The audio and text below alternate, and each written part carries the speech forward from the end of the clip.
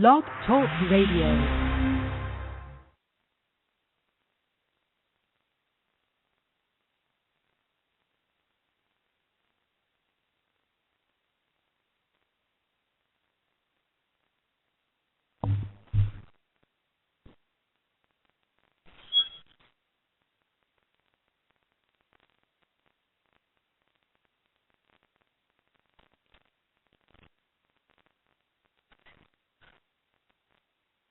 Well, folks, welcome to one more edition of Politics Done Right. This is Egberto Willies, your host. We are calling in from Kingwood, Texas. Today, what are we going to discuss? Well, we are going to be discussing, what else are we going to discuss but the war in Iraq? But you know what? Something interesting happened today, or not today, but this week. It had to do with Joe Scarborough and the minimum wage. So we're going to talk about that all a while. But think about it, folks. Is this deja vu all over again?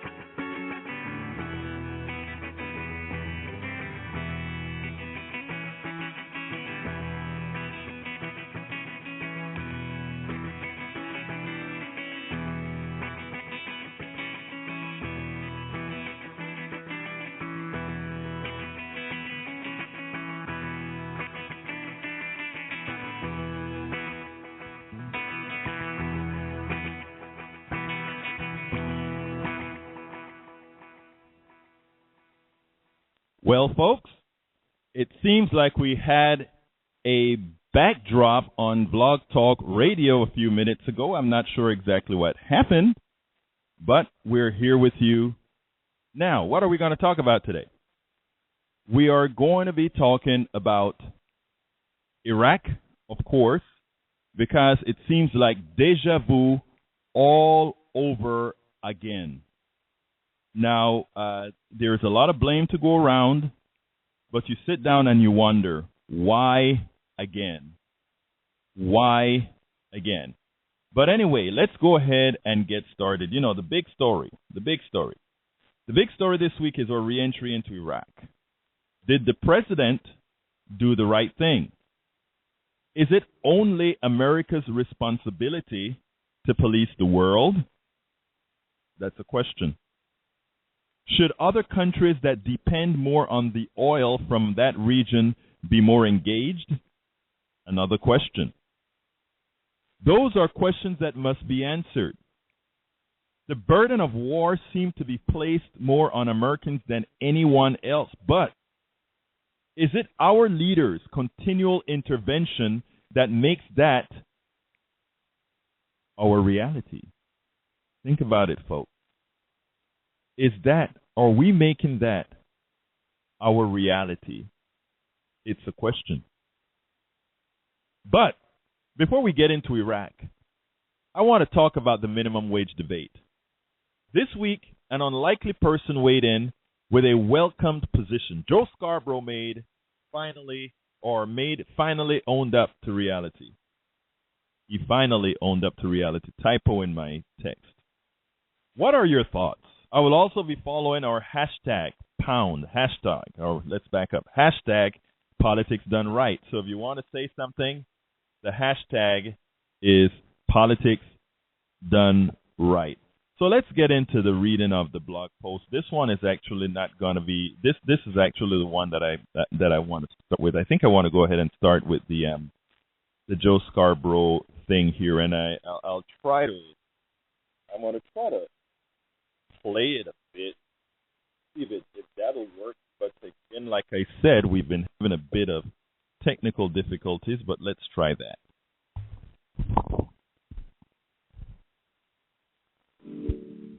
A really interesting talk that's coming out of Minnesota, where a restaurant there is coming under fire for the way that it's protesting the minimum wage hike there. The new minimum wage went up by 75 cents, so Oasis Cafe in Stillwater has started slapping a 35-cent minimum wage fee on all the customer tabs, and they put it right there on your bill.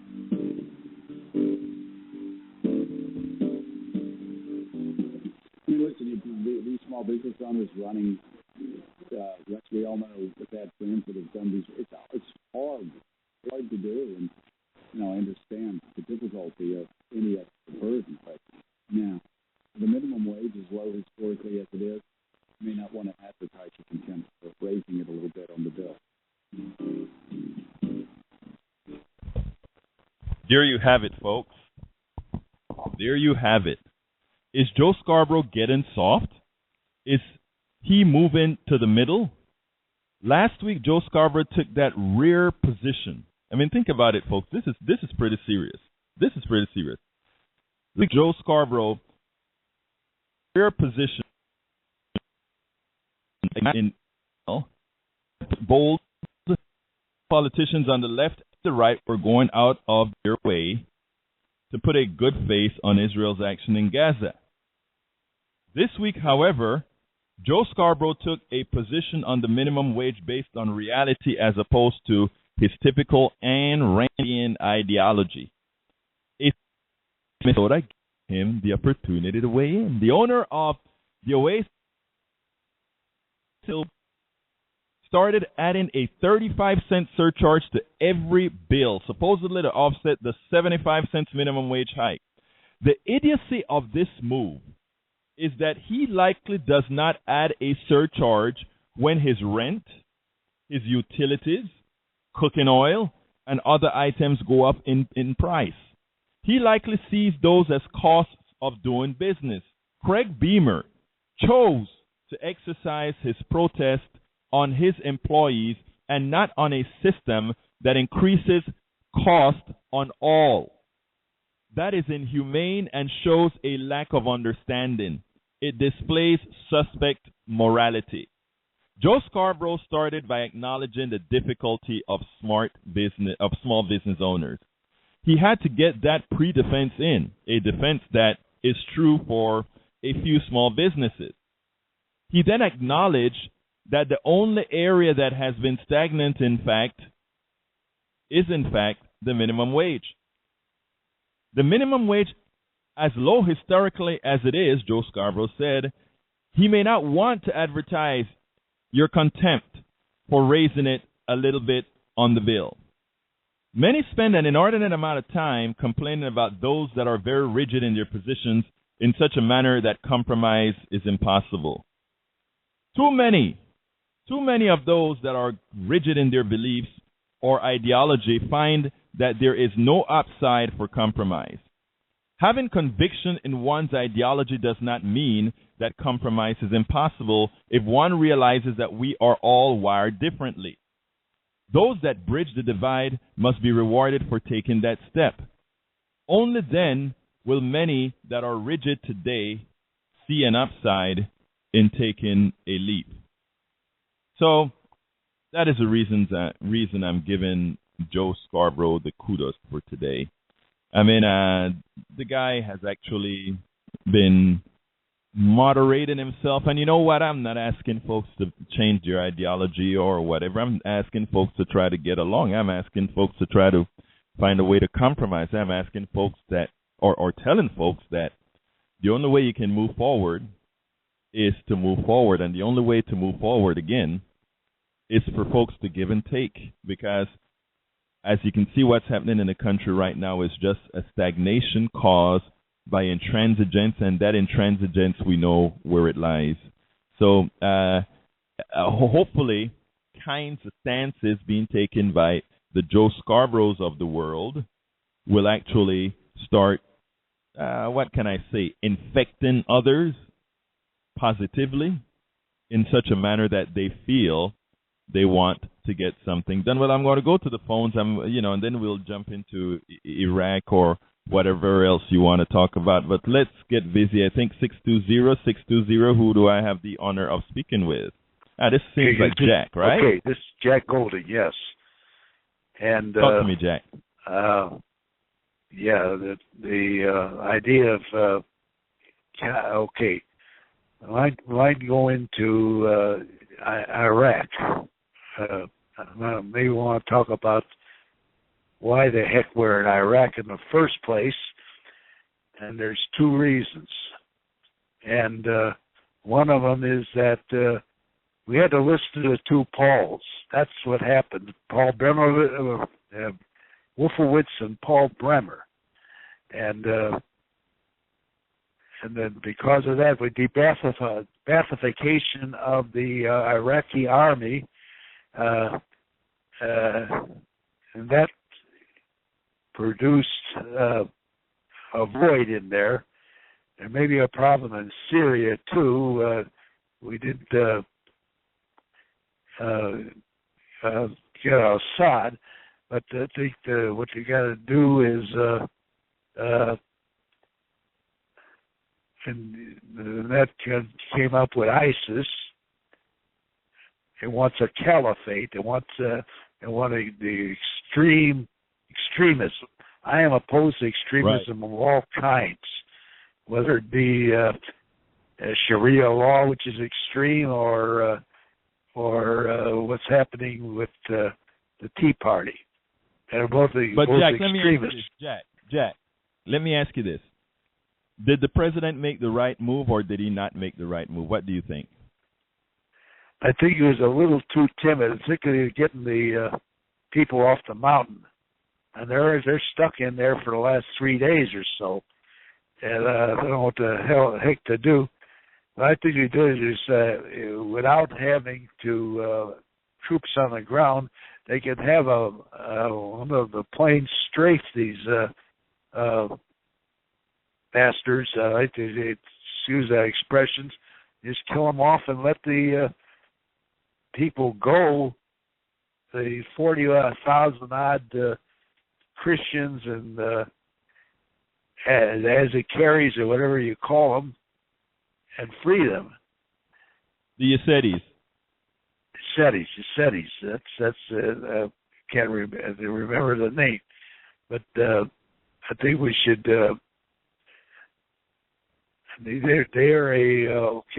They're a sect that's worse than Al Qaeda. Now we had his last name was Daddy. Daddy was part of his last name. He was freed from Guantanamo, and he is the head of ISIS, hidden in plain sight. So why we let him go, and then and they were recruiting Americans and Europeans to fight on the side of ISIS. That's what we have to worry about, and they may have hundreds of them. Suckers that believe in that, in extremism or maybe just to make a fortune in shooting people. And I think that we have to investigate that. And, okay, Joe. Of Americans and Europeans. I hear you. Let me see what John thinks about it. John, what do you think? Did the president make the right? First of all, before we get into Iraq, I was really trying to get into Iraq.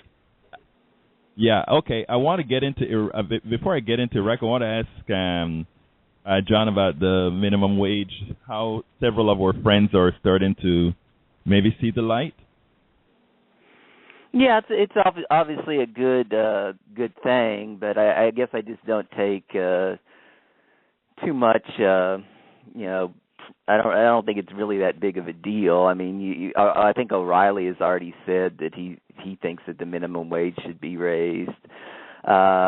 the problem is that do the actual Republican politicians want to do it? And they're going against 70% of the American public who do want to raise the minimum wage to $10.10, and so I mean that's the big issue. This is coming back to what you were talking about on KPFT on Monday when you were talking about Elizabeth Warren and talking about all the student debt that is owed, and you were talking about the reasons why all of this student debt is owed, and it's there for similar reasons to why we can't have infrastructure, why we can't have jobs, and the reason is that we do not tax the upper class the way we used to during our years of prosperity.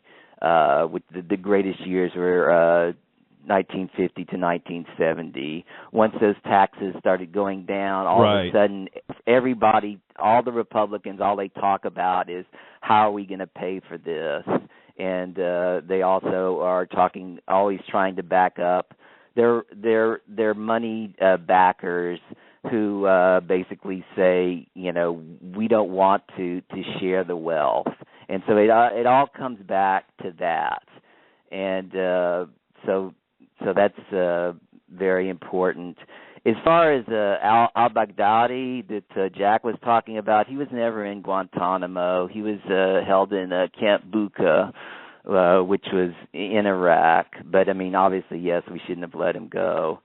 As far as the other Iraq situation, I guess the question you were asking is, did Obama make the right decision? And I think he actually did. I think that it's kind of befuddling to me to see most of the people on the left, and I was one of them, and obviously you were very, very concerned about what was happening in Gaza and the Israelis, how they were, killing, I guess, thousands of Gazans, but Palestinians. We don't, right? But I mean, we don't feel the same sympathy towards the people that are being taken over by ISIS. And so, I think there are lots of reasons for that. One of the reasons is, when you're a marauding army and you take over a city or portions of a country, you don't have footage coming out showing the carnage. Exactly. And so, you don't see all of that. And so I think that's a lot of it. But, I mean, people really do have to use their imaginations and think about how bad things are in Mosul, how bad things are in Tikrit, how bad things are in Fallujah, how bad things are in Ramadi, how bad things are in Samarra, who are all, in all of these cities that ISIS, holds right now. I mean, there's fighting right now in Tikrit and Ramadi. But this is really something that, I'm kind of torn over. And I think a lot of people on the left are torn because they don't want to see mission creep come up. And we have continually, Obama, even this morning, when he had his press conference, he was addressing the fact that we're not going to have boots on the ground. And, the hope that I hear from everybody is that somehow the Kurdish army and the Iraqi army are going to be able to hold their own and take back this force. I'm not sure how realistic that is. I mean, there are a lot of people who say that. I am not. Let me tell you something. I am, and 313. I'm coming to you next. I am really appalled by how guys in a pickup truck with a gun attached to it, welded onto its base, no heavy artillery or anything like that, can be a threat to an army with tanks.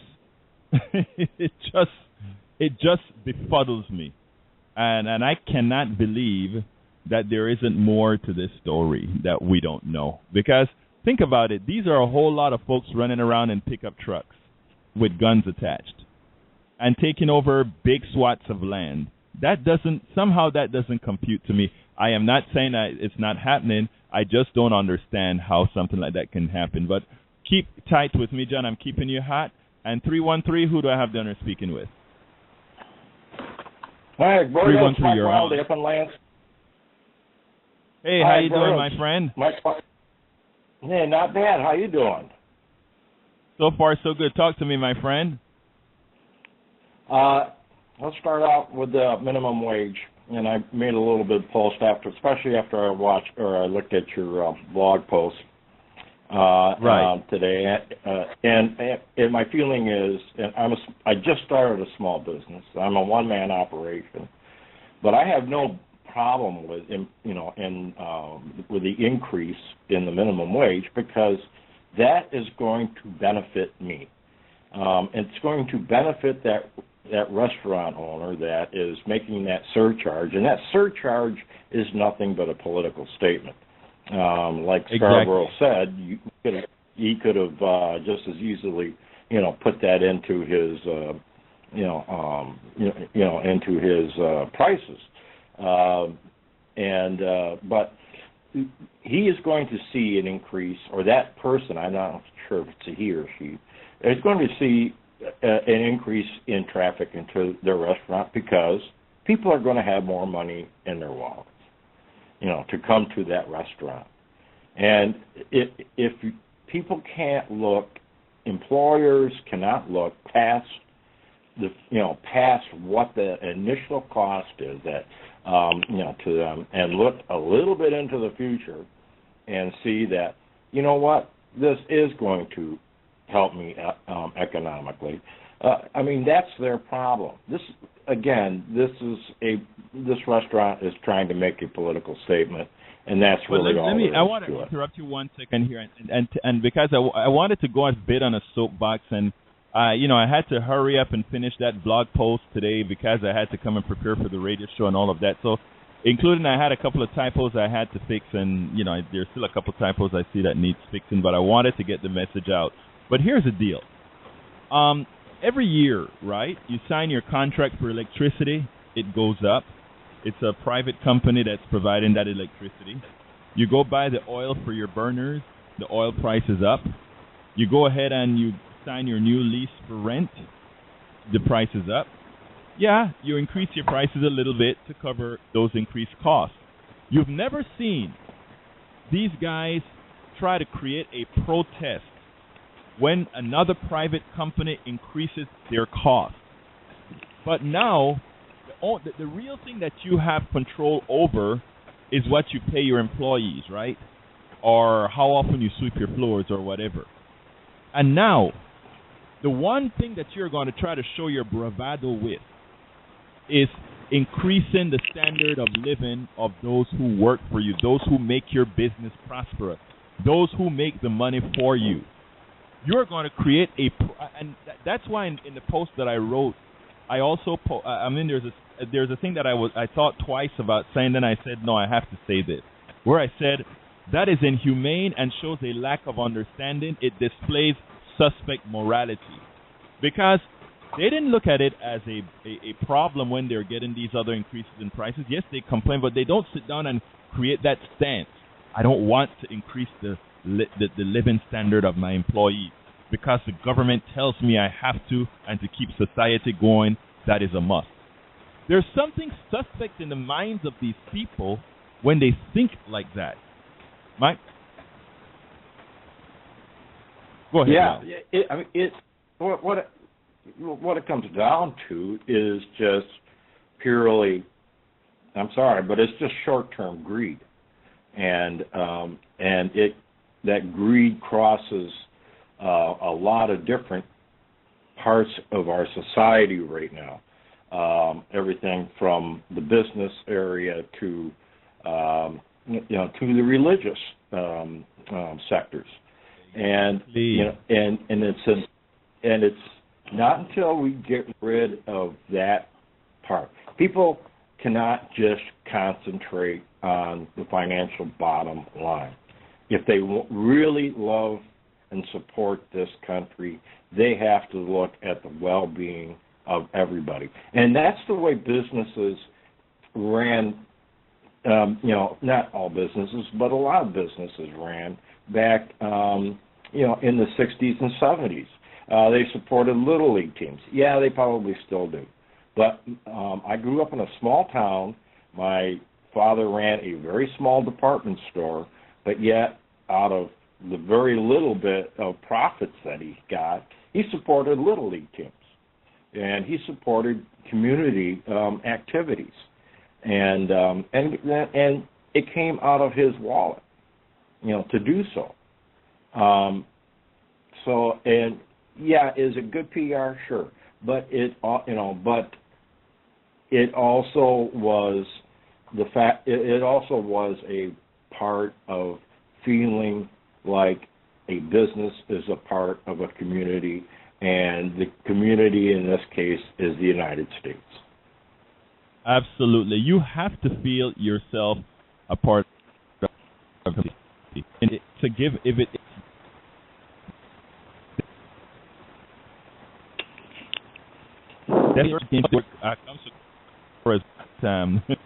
what around back in the days of the election, the takers. Right now, I'm sorry, but a lot of our businesses, that's all they're doing. They're takers. They want to take. They want the military there to support them in these foreign lands when they get into trouble, but they want to stay and keep their monies in these foreign lands so they don't have to pay the American taxes to the government, who has to come to their rescue when they're in trouble. I mean, who are really the takers again? It is not too hard to figure that out. And, I think it's important for us, just as you said there, to name it. To name that the reality is a lot of the takers are not, in fact, those, it was funny because last week I had Maureen Taylor, who is an activist in Detroit, on my Move to Amend report show on Blog Talk Radio back on Thursday. And, she had a thing that she said. She said, all these guys that are calling folks takers, right, are actually extracting all this money out of the community. They have this emergency director or emergency manager in Detroit. His name is Orr. I don't remember his first name, but his last name is Orr. This guy's making $8,000 an hour. $8,000 an hour. And then she says, and think about this, a family in Detroit on welfare makes $5,000 a year. What a disparity. Not that you want to live on welfare, but I mean, they complain about these folks that are on welfare going through a hard time, not for the rest of their lives. These are folks going through a hard time because of the decline in manufacturing in Detroit. They don't want to give them a ladder, a step up to get back into the middle class, but they have no problem paying this guy $8,000 an hour to do very little, actually, to simply liquidate a lot of what all these taxpayers have bought. Somebody wanted to get in. I was just in Detroit. I was just in Detroit. Of course, I don't live very far from Detroit, but I was in Detroit a couple of weeks ago, and I took a long walk down where Tiger Stadium used to be. But I was with another person that they had just finished with Netroots Nation, and we met and we walked. You were out there? I was at Netroots Nation. Yeah. In fact, I was in the march. I was in the rally, and I have all those pictures of the rallies and the videos of the rallies that we did, and the speakers that came in from all over the country. It was great. Oh, fantastic. I am really glad you got a chance to go there. I wish I could have afforded it myself. But I met with another person that we probably both know that works for a company that supports one of our organizations. And we took a walk down Rosa Parks Avenue because I don't know how far into Detroit you got, but we got into the parts of where the houses were burnt down, where the houses have been just collapsing. A lot of pictures. As a matter of fact, I'm asking her to send those pictures. My camera ran out. My battery ran out at that point, and she's going to send me the pictures. But she got a good chance to see it, in person, what this devastation is. And there's a very good documentary to watch called Requiem for Detroit. And if you haven't watched it, I highly recommend it. You can only get the trailers on YouTube. Requiem for Detroit with a question mark. Okay. I mean, a question mark after that. That's something I think everybody should see. And it's described there as being a slow motion Katrina. And that's exactly what it is. Because you go through these neighborhoods out there and they're barren. And then there'll be a house. And then in that house will be, or in these empty lots near that house will be gardens growing, vegetable gardens. And there is a new, almost like a pioneer spirit happening in Detroit. As a matter of fact, if you want to get a job, the place to go to is Detroit right now, because the rebuilding process, the reconstruction process is just underway. Now, I know you were down at Cobo Hall, and I don't know how far out in Detroit you were able to get. I didn't get a chance to go far into Detroit. I spoke to a lot of the activists there, and a couple said, we need to take you over, but it was such a busy time between the panels and then the protests that we did. So it was difficult, but what I did do is I made a whole lot of contacts, and like you said, I did get quite a few people that went out and got some pictures and so forth. But, I've been following the Detroit story for a long time now, so I kind of had a feeling of what was going on there. Now, what company were you with? What organization was there taking pictures with you? I was with Nation Builder. Oh, great. I actually met some of the folks out there as well from Nation Builder, yeah. So you met Jerry? Absolutely, and not only him, but what's her name? I can't remember her name right now. In fact, we sat at the table together. Her name is, well, the person I'm talking about is Jerry, Jeri. And right. And she works directly with us on Coffee Party. Right. And I met her in a restaurant just a couple blocks down from where Tiger Stadium used to be on Michigan and Trumbull. And right. And we took a walk after we met. We talked for several hours, and we took a walk around it, into some of the areas. And now the areas that we actually went into are nothing compared to some of the worst areas that are out there. But you would see painted on every overpass is "Don't turn off the water." And, of course, the water situation there where they are turning off the water to people who can't pay their bills has become an international, controversy. As a matter of fact, the UN just weighed in on it here. I don't know if it was today or yesterday. Yes, I wrote about that, actually. I tell you what, I bet a lot of that water issue, too, has a lot to do with those gardens.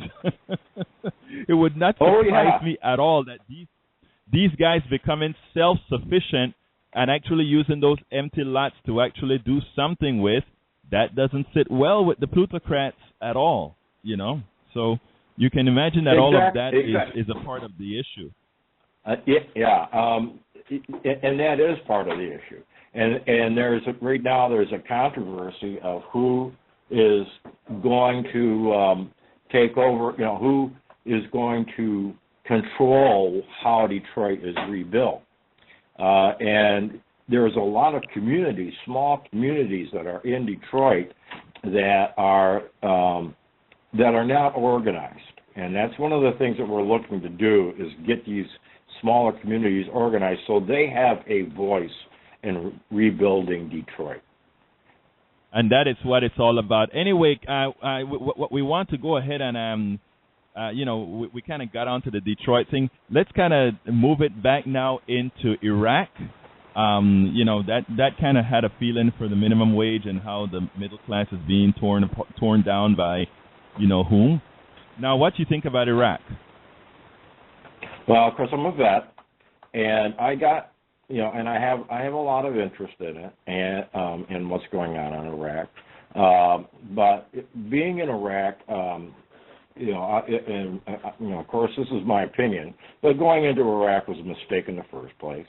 Now, the only thing that we could ever possibly do if we put boots on the ground would be putting our finger in the dike. And at some point, you have to pull your finger out of the dike. And we did. And now that we have done that, I don't think that there are too many people, and especially too many vets, vets that were in Iraq, that are surprised to see what happened. Now, here is another recommendation. And that is Frontline had, you can watch this right now if you want. You go to Frontline or pbs.org Frontline, and there's a 1.5-hour documentary called Losing Iraq.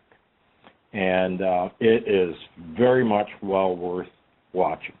I think you want to find out. I haven't listened to it yet, but I see your point, Mike. But here's the interesting thing. What John had to say, I think, is also important, and that is, we don't want to be in Iraq, but if there's, and you notice how carefully the president used the word genocide. He said acts of genocide instead of just outright genocide. The question is, if genocide is occurring as ISIS is doing, or ISIS or ISIL, whichever one you want to use, whether or not it is our responsibility, or if it's our moral responsibility to go in and defend these guys. John, why don't you kind of make your case here a bit?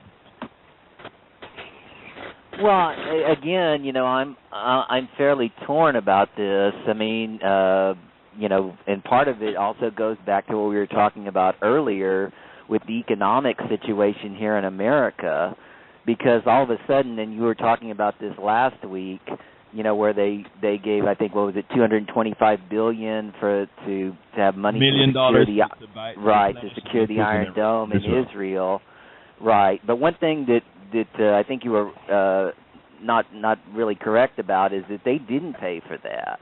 In fact, Tom Coburn was going to block the bill, and McCain and Lindsey Graham went to him and said, we believe this, but this is Israel, and you can't do this. And basically, he put down his hold, and they voted on it, and so it wasn't paid for. That was just added to the debt. But I mean, not that I'm a. I'm definitely. It was not paid for. Well, I stand corrected, because from what I had read, they had the offsets, but you're telling me I'm wrong, so I need to correct that. Right, yeah, you can go to there's an article on the Hill that talks about that, how Lindsey Graham and McCain went to them and convinced Coburn to vote that way. So anyway. So they'll tack onto the debt, but they can't tack $30 million onto the debt for unemployment compensation for 5 months. That's a shame. Right. Or to help people fight fires in Washington State and Oregon and Northern California. So I mean, that's part of the problem is, we're going to be spending, a lot of money, because I mean, Obama even said this morning, this, in a minimum is going to take months, and how are we going to? I mean, obviously, we're able to do this because, to me, this is just the whole idea of the debt is more of a phony crisis, and we've talked about this for years. But this is the mantra that the Republicans use. Though they have this, and unfortunately, one of the biggest problems in America is that people don't know basic macroeconomic theory. And so they can fall for this false narrative of people saying that we can't pay for anything because of the debt. And but we are able to pay for the Iron Dome, and we are going to be able to pay, for bombing the people. Bombing, ISIS. But at the same time, ISIS is a huge problem, and I'm a little bit. I'm not really sure where you're going with this idea about about ISIS and how you think that there's more to the story than just that they're basically they're well equipped. They have, I think, in both Syria and Iraq, they have they have larger forces than the people that they're. I mean, I know in Tikrit, a lot of the Iraqi army just went away, but I think a lot of it was because they saw superior forces, and that's also happened in some of the Kurdish areas as they've already taken over. I mean, they see these overwhelming forces, and I know you're saying, well, how can they have overwhelming forces when their total force is only 7,000 to 10,000 people? But it's all relative to the people fighting. If you have 500 people versus 100 people in the Iraqi army, I mean, a lot of it's very hard. I mean, to go against those odds, and so it's really the best tactically to retreat. And so I understand your questioning of this to a degree, but I don't think that there's really any more to it. I don't think that there's some kind of false information coming out. I just think that they have this kind of demented kind of philosophy of the world, and that's what they're putting into place. And I think that they really believe that this is going to come into place, and they really do have to be stopped. And I'm trying to figure out, try to see the reports that are real and not real.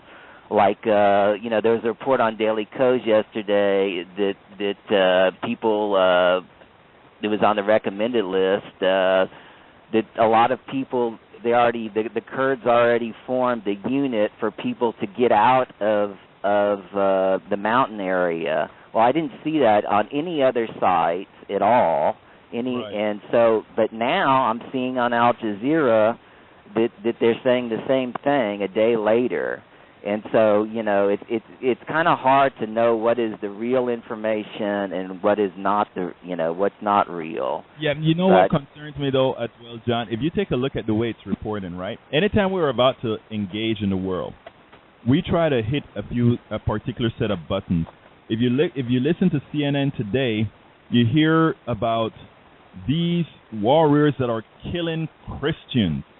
Okay, I'm not saying it's not true or whatever, but it always seems like whenever we're about to go into some place, it is somebody that is really doing an egregious act on Christians or Americans or something like that. I can name you probably off the top of my head 5 countries in the world right now that is occurring. I am not trying to be insensitive to the plight of the cities at all. I really am not.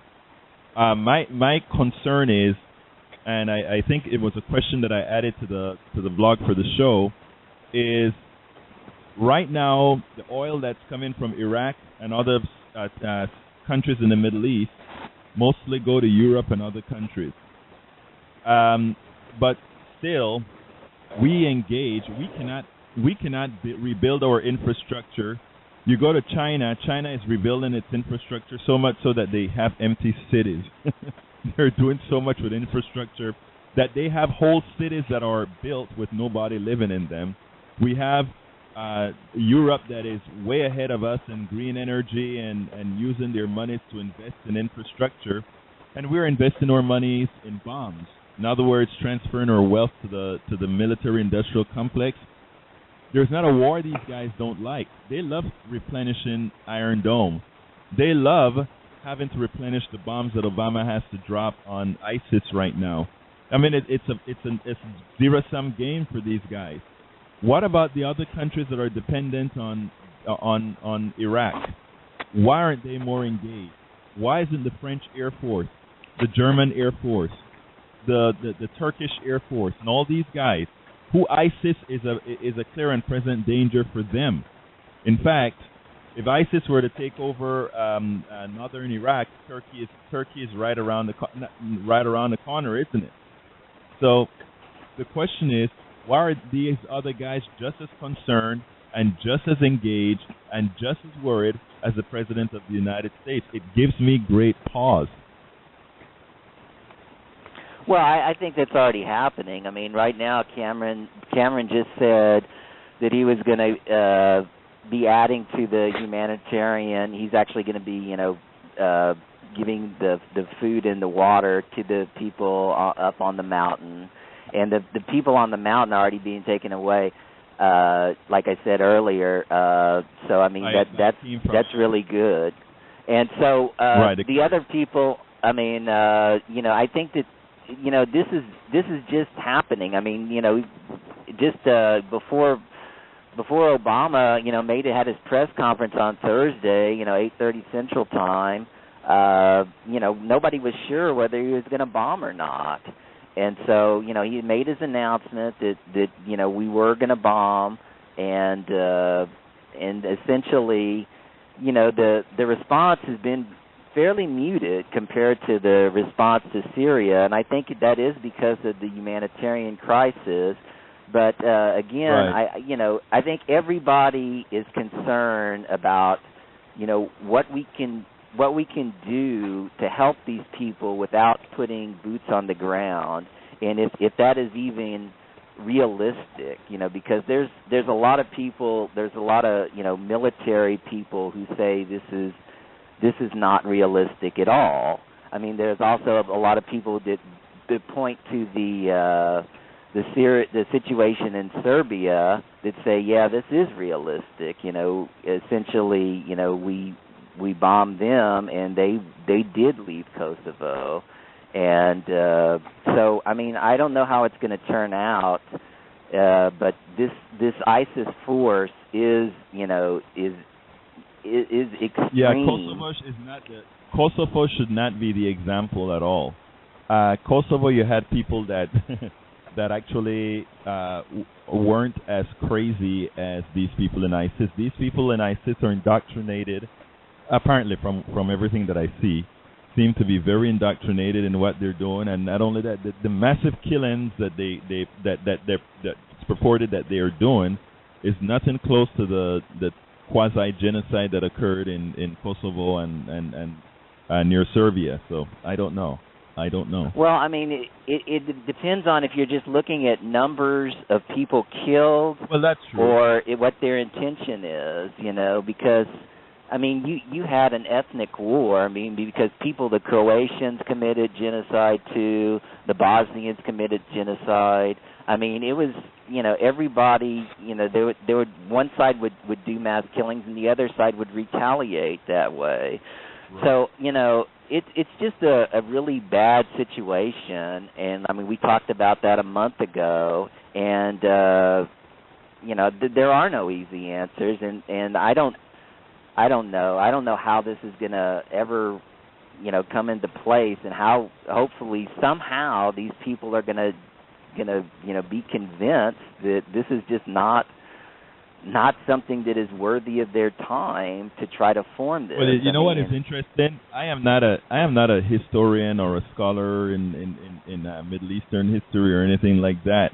But from everything that I see, the first problem began with the unholy alliance created by Great Britain in the creation of Iraq, a country that is an artificial country, with people that were never intended to get together. The second problem is for us to believe that in such a society, somehow a democracy would work, and that is what we were attempting to push. Not going to happen.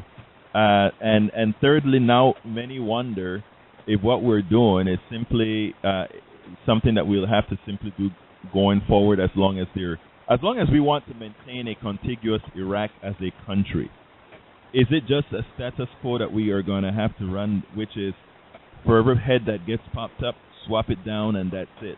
But there will always be a problem that we just have to manage. It's like managing any disease that is, a disease that won't necessarily kill you, but that you have to keep managed all the time. Is the American military power going to have to be used that way in Iraq?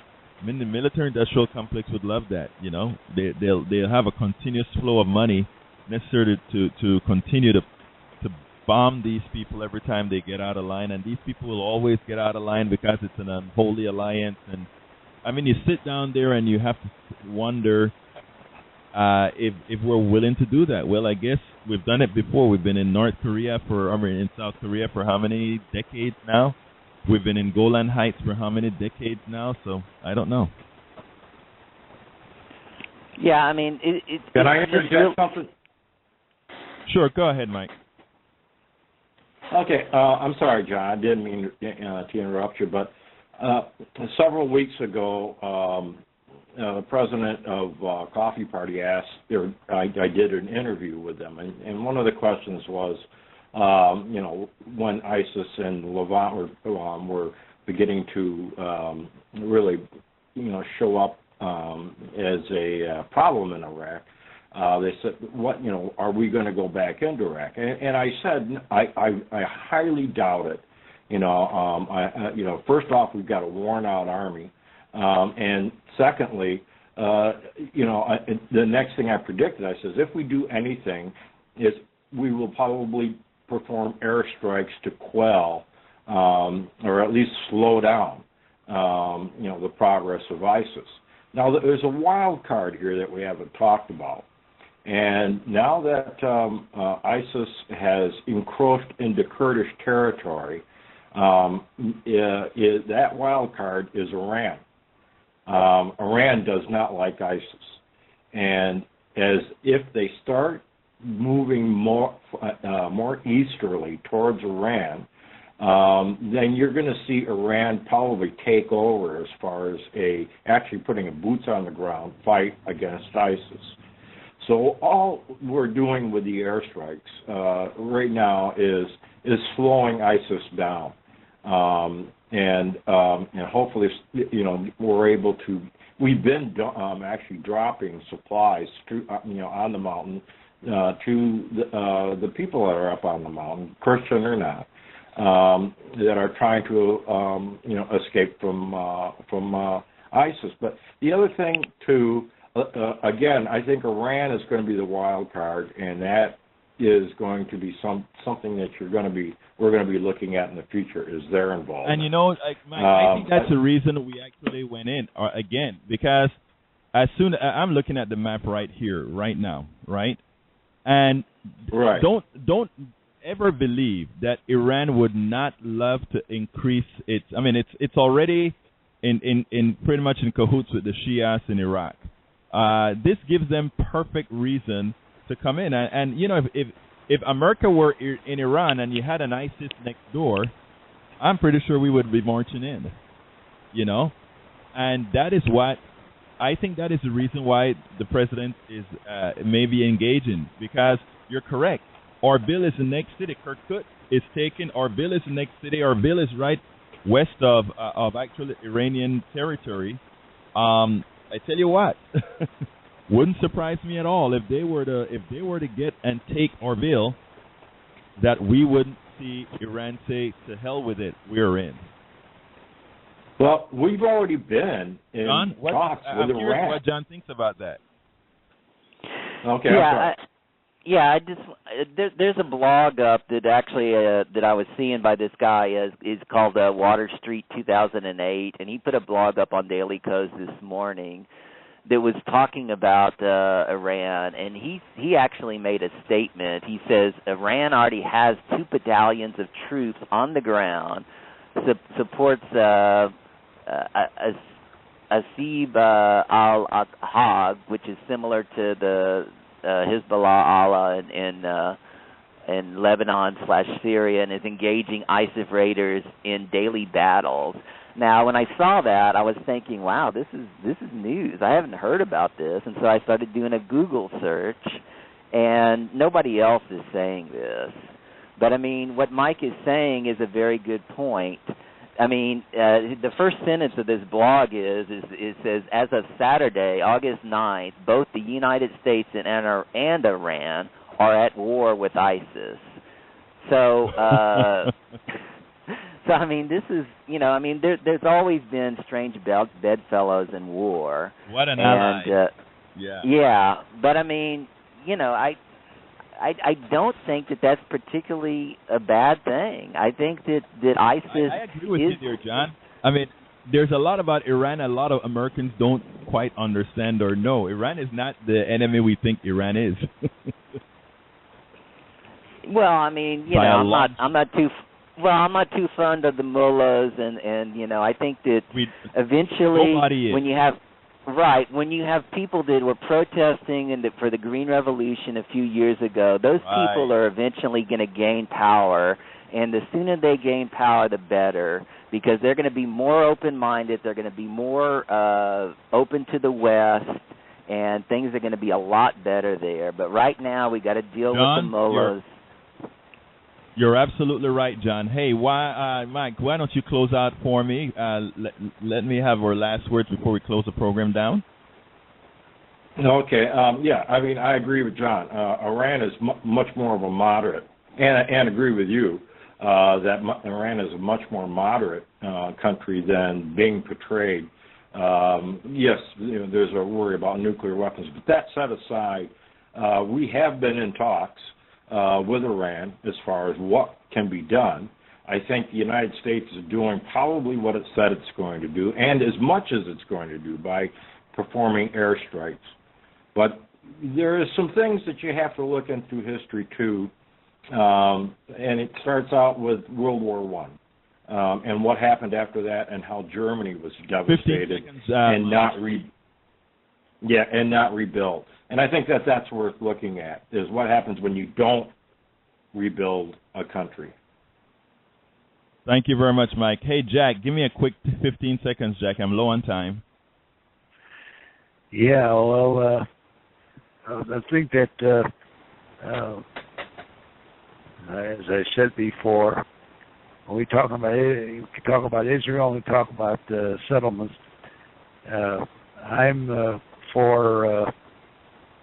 I'm against the settlements, and I'm against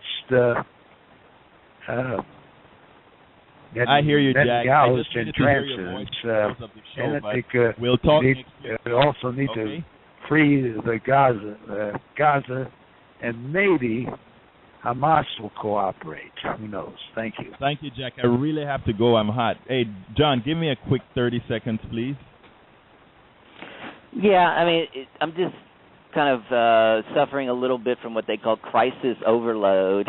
Yes. Everything, it's just amazing. This summer has been amazing. But, as far as going back to the earlier point, we do have elections coming up, and I think it's very important that people, also remember that these elections are extremely important as far as infrastructure is concerned. And, we should be thinking about the elections and give that a little time in our news cycle also. Thank you very much, John. I got to go, but let me tell you, John, you're going to like my Daily Coast blog tomorrow. It's about the Texas election. I think you're going to like it. Now, folks, remember that Coffee Party has 3 radio shows right now. Hopefully another one coming shortly. On Mondays, we have at 10 p.m. Eastern, we have Press 1 for Democracy with Dan Aronson. On Thursdays, we have Lunch with Loudon at 3 p.m. Eastern. And here on Saturdays at 1 p.m. Eastern, you're here with me, Politics Done Right with Egberto Willis. Look, folks, I really appreciate the time that you give me. I really appreciate the dialogue. I really appreciate my listeners. Please remember to go to coffeepartyusa.com. Be a member. We need you to actually continue getting the message out. And with that, I'll say to our good friend, Miss Loudon, Coffee Party